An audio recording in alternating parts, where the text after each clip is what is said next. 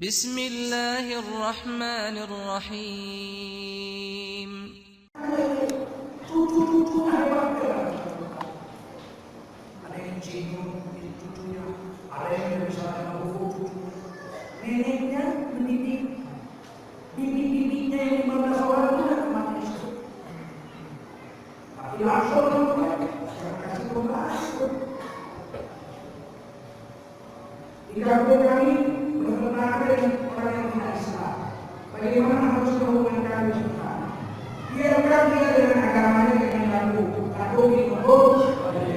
kita jangan kata-kata ikut agama dia. Dia pun tidak perlu ikut agama. Sekarang itu mulai step orang berjilbab pergi ke gereja dengan nyanyi haleluya, haleluya, haleluya, haleluya, praise. Ada satu ustaz yang sholawat Nabi dengan lagu gereja malam kudus di gereja malam kudus sunyi segar bintangmu cemerlang diganti dengan sholawat di gereja sholatullah salamullah ala toha rasulillah. Dia sholawat di gereja siapa yang mau dengar? Ada yang mau dengar sholawat di gereja? Kemarin sudah dikirim lagi satu video sama saya, orang pakai serban, jadi saya nggak kenal siapa. Di gereja, nyanyi gereja, haleluya, haleluya. Tapi Al-Qur'an, wassalatu wassalam alaihi, sholawatullah alaihi, haleluya, haleluya, sholawatullah alaihi. Ini bukan toleransi namanya. Kalau toleransi lagu dihukum, tidak urus agama orang. Sudah ada sekarang dia. Apa pandangan kalian dengan cuma tablik? Kalau di Aceh ini bagaimana majelis tablik? Ya, kalau di daerah tablik disebut cuma kompor. Karena sebagai kompor masak sendiri. Saya sudah meneliti jemaah tabligh ini di Kerajaan Singapura. Saya ditugaskan meneliti jemaah tabligh sampai di Pakistan, Bangladesh, Singapura, Malaysia, Thailand. Dan sekarang saya sudah meneliti di 35 negara. Beberapa di seluruh dunia ada dua. Jemaah tabligh yang tidak ada di Iran, yang di Iran saja yang banyak orang Syiah tabligh. Di Israel pun ada. Jika saya di pengajian Aqsa, jika hari saya di Masjid Al-Aqsa, yang masih makan saya itu tabligh dari Inggris. Karena Inggris itu pernah menentang Arab dan memberikan tanah kepada Israel, sehingga Israel dengan Inggris kan. Cuma tabligh dari Inggris bisa masuk Israel dan mereka bebas bawa makanan segala macam. Ya hari saya di Masjid Al-Aqsa, tidak bisa keluar, bisa masuk. Nah Inggris saja bisa keluar masuk tabligh dengan sejarah para kopi dan susu segala macam. Jemaah tabligh ini menurut catatan jemaah Majelis Ulama Indonesia bukan jemaah yang sesat. Mereka ini mengajak orang untuk taat dari rumah Allah itu sendiri. Bila Allah dibantu sebagai diri mereka sendiri, pakai diri mereka sendiri. Dan mereka duduk di masjid pakai alas, sehingga liurnya nggak ada yang mesti karpet. Mereka bawa agama. Mereka ada ulama. Ulama cuma tabligh yang paling hebat ada dua. Satu namanya Yusuf Al-Kadahlawi, pimpinan ulama yang kedua setelah yang pertama Bapak Muhammad Ilyas. Yusuf dia hayat sahabat, kisah sahabat Nabi itu dicetak di Madinah tempat ini. Artinya dia orang India tapi mengarang buku dalam sahabat dan bukunya dicetak di Madinah. Yang kedua adalah nama Zakaria yang mengarang kitab Al-Quran. Dia hafal hadis 12.000. Hafal kepala hadis 12.000. Dia dosen hadis di Universitas Madinah. Dia mengarang buku Syarah hadis Abu Dawud 8 jilid, itu dicetak di Madinah dan di Mekah. Dia wafat itu hampir wafat India. Jamaah mimpi jumpa Rasulullah disuruh jemput itu orang Zakaria disebut pakai pesawat khusus dan wafat di Madinah dan dikuburkan dekat Imam Maliki di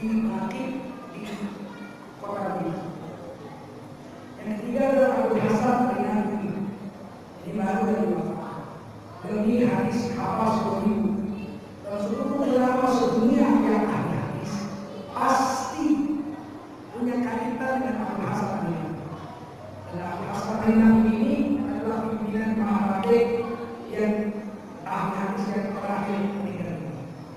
Guru saya di Pakistan adalah Mufti Zainal Abidin, pimpinan Muhammadiyah di Pakistan, beliau hafal 14.000 hadis.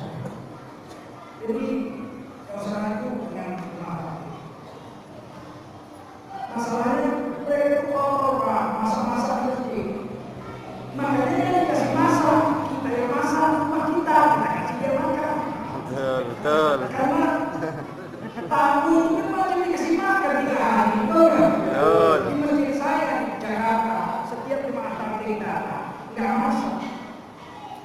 Kami orang kampung orang yang 10 hari pertama saya istri saya masak untuk 3 kali makan pagi siang. Besok hari kedua kasih makan tetangga yang lain, Usman. Yang ketiga saya kasih makan. Yang mencucikan bajunya kami, mana bajunya bukan dicuci, ada mesin cuci. Yang nggak cuci masjid. Aku itu cara paham.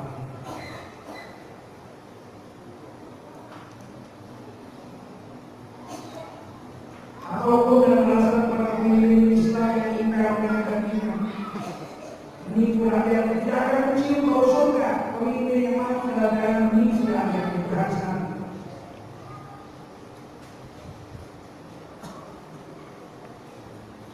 Apapun bila tidak ada sholat Jumat, sholatnya sah tapi tidak berpahala. Dalam mazhab ini sholatnya sah tapi tidak berpahala.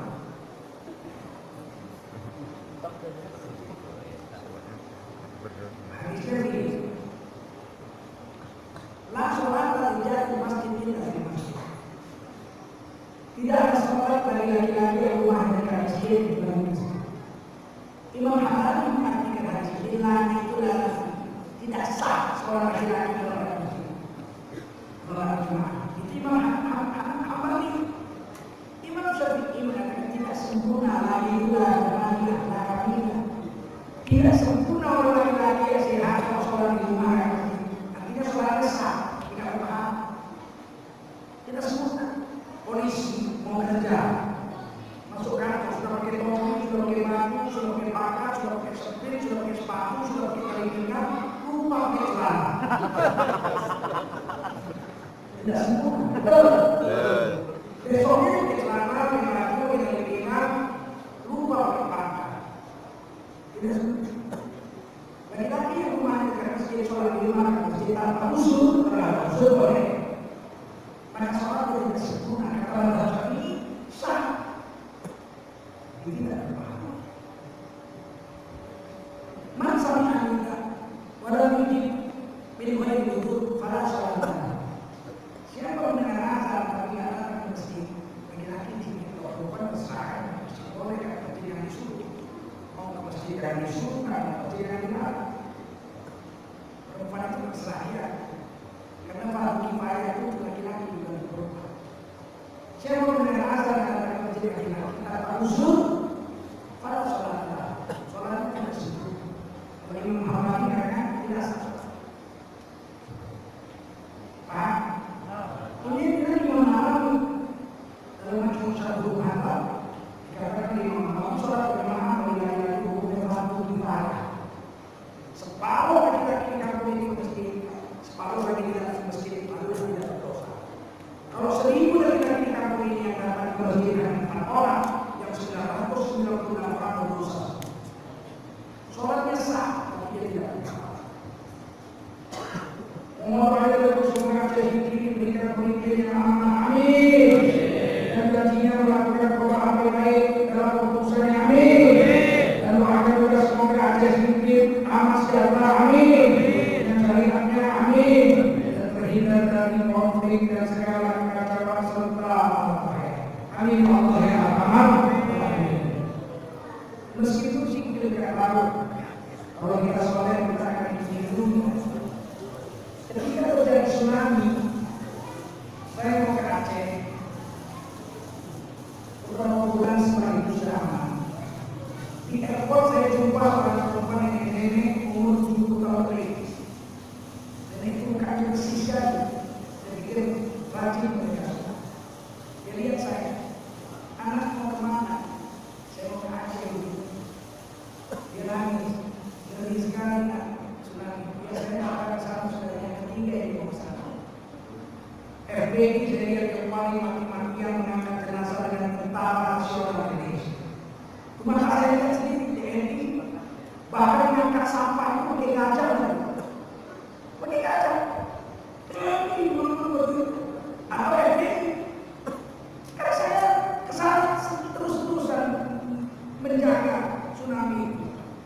Orang saya nenek sekarang Aceh. Nenek itu bilang, dulu saya masih kecil-kecil di Malabo. Ibu saya dan nenek saya cerita tahun 1883 terjadi Ibna itu tsunami bahasa Jepang, bahasa Aceh ini Ibna. Terjadi Ibna. Saya tahu kalau Salatiga itu menembus Teluk Jakarta. 35.000 orang Cina yang mati, 36.000 yang mati waktu itu. Kata nenek ini datang dulu. Anak dari laut itu tiba-tiba subuh. Pulang menabung, tapi kurang aku nabung. Dia bilang sama saya, kita semua ambil wudhu, ini mesti bahaya. Itulah orang ambil. Air laut tiba-tiba subur, ini mesti bahaya. Semua orang ambil wudhu. Kemudian kata nenek ini kami berbaris menghadap laut. Semua cikir, doa, tiba-tiba dapat air itu setinggi itu. Ibna. Itu Kiai Abu Prabu Budi, ya Allah, sampai nangis, hidupkan kami itu air laut itu begini, nggak jalan, tiba-tiba lari ke alam, itu nenek itu cerita sebenarnya di airport sama-sama naik. Lalu kita semua insya Allah hidupkan. Kemudian kita lahir anak siapa bertakwa dia saja yang akan diselamatkan Allah daripada kesulitan hidup. Dicarikan Allah menghidayah kepada siapa? Nolong siapa? Waktu terjadi tsunami ada satu orang anak muda agak kiri lalu kapaku. Dia mengurus ibunya sudah stroke diurus. Ketika terjadi tsunami dia lari. Ya tolong, jangan mati ya tolong. Kalau aku mati, ibu pun ada yang urus. Ibu ya Pak, selamatkan aku. Diterjang tsunami itu, kecepatan tsunami itu 150 km per jam. Tiba-tiba dia sadar sudah dimanakan. Itu masuk waspada. Selamat. Hanya doanya sampai ya Allah, jangan mati kan aku ya. Kalau aku mati, siapa yang urus ibu? Ibu stroke sendirian. Hidup kan ya Allah untuk urus ibu. Hidup dan ibu hidup. Sudah. Allah. Habis. Saya mau bertanya mengenai masalah pembiayaan yang Ustaz jelaskan. Bagaimana cara setan dalam pembiayaan? Setan tidak tahu pembiayaan itu punya ilmu. Bayang. Puasa diberi was-was oleh setan. Iblis sudah ada, iblis sudah diusir. Iblis sudah diusir waktu menolak sujud, iblis sudah diusir. Setan memberi was-was di hati kita. Tapi ada lupa kalau mana itu kata Ibnu Katsir. Media report.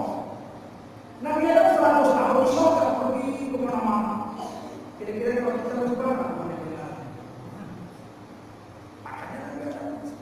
maka itu karena was-was. Istrinya sebetulnya yang was-was. Karena dia kan tidak perlu tafsir Sawi. Beliau memang makan itu supaya mereka ini beliau jadi khalifah. Karena dia memiliki rumahnya. Ayah itu ini juga.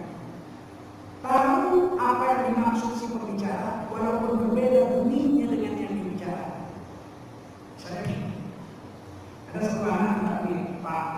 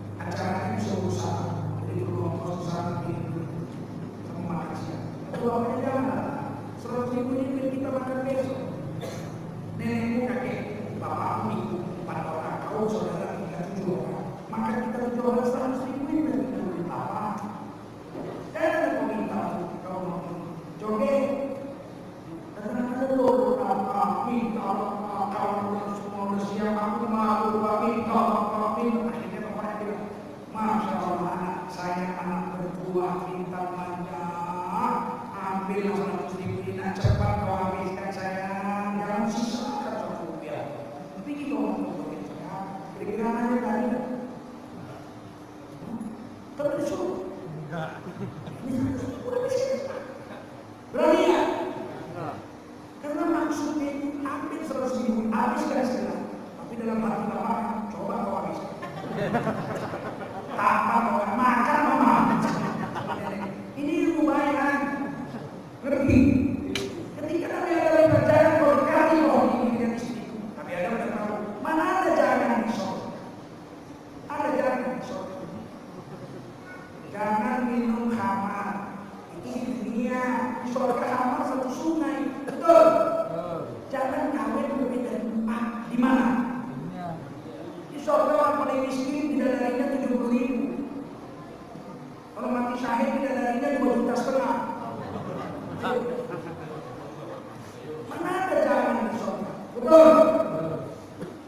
Karena dia tahu mana ada jangan di sorga.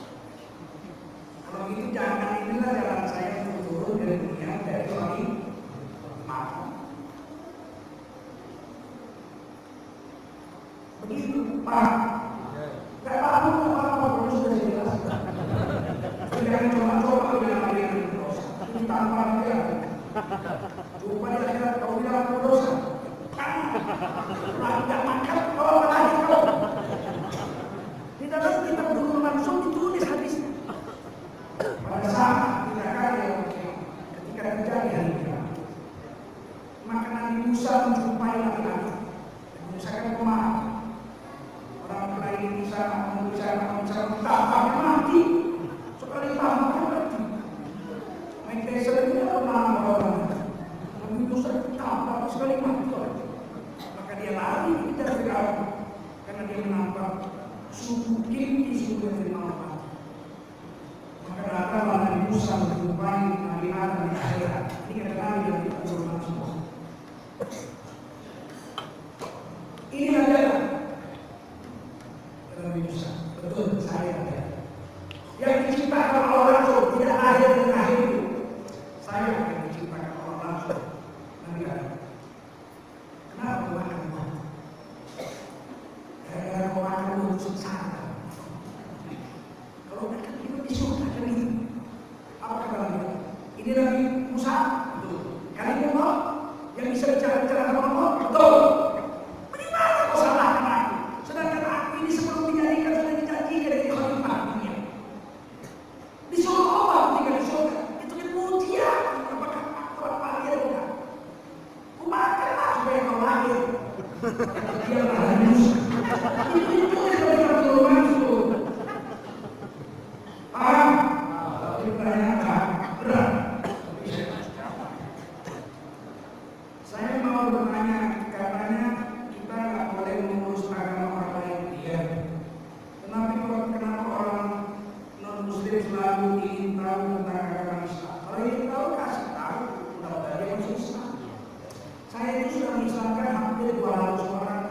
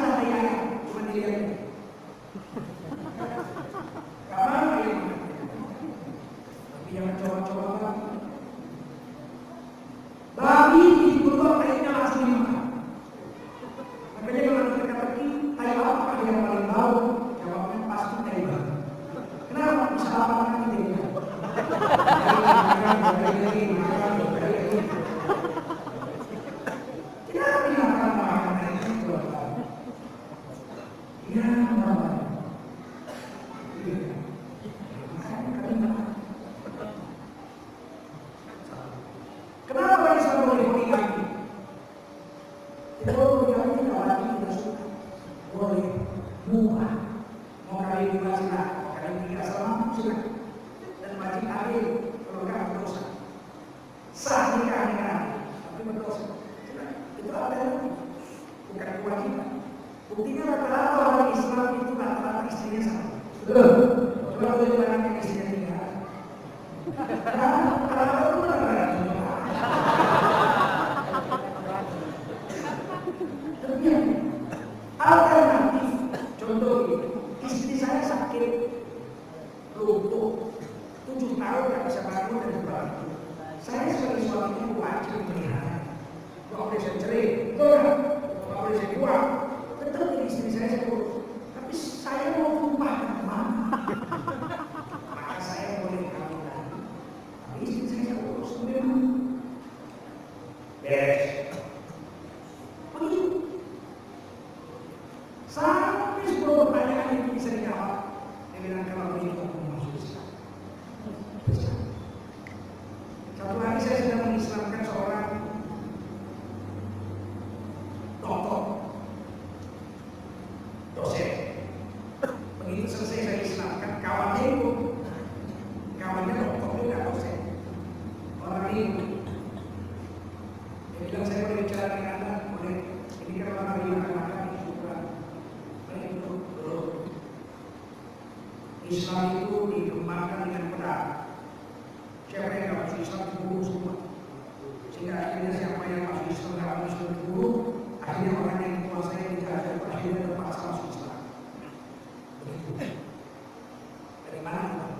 Oh dari mana cerita? Kau dia dokter ya, Mandoro. Saya bilang Spanyol itu dikuasai Islam 600 tahun. Betul. Betul.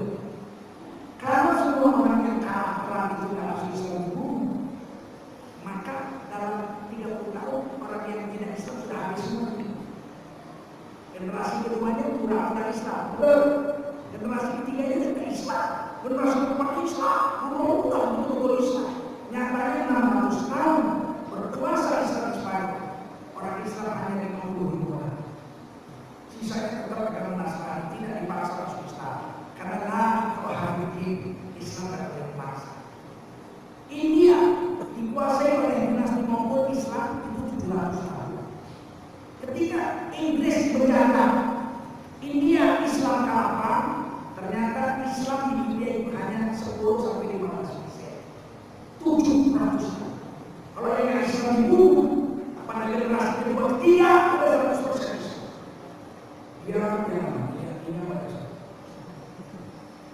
setuju. Sekarang aku masih Islam. Nah, berdua sekali. Jadi kalau orang nanya beragama, beritahu semampu. Kalau tidak mampu, kalau aku harus Ustaz, orang yang bisa menjelaskan. Sehingga teman-teman ini hidayah. Amin. Sampai sini selama ya. Semoga bermanfaat, kurang maaf. Semoga sedikit dan bermanfaat dari semoga Indonesia menjadi NKRI yang jaya sampai di dalam. NKRI yang soleh, yang batu dari batu apapun. Semoga kita dikumpulkan Allah dalam surga bersama anak cucu kita, kakek nenek kita, menantu dan mertua kita dalam surga Allah. Alhamdulillah, wa kulli nabiyyin salihah, wa ila hadratin nabiyina Muhammadin sallallahu alaihi wasallam wa ala alihi wa sahbihi ajma'in. Al-Fatihah.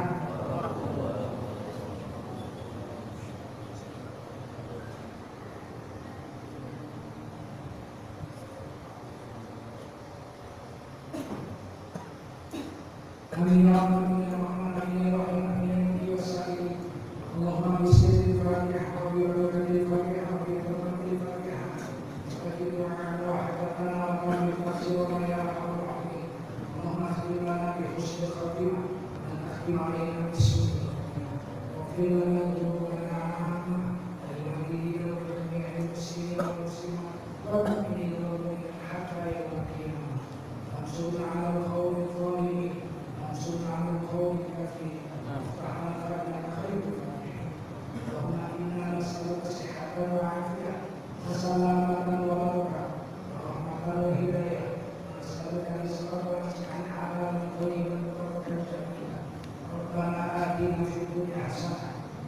آخر حسن قولنا صلى الله وسلم على سيدنا محمد النبي وعلى آله وصحبه أجمعين سبحان ربك رب العزة عما يصفون وسلام على المرسلين والحمد لله رب العالمين.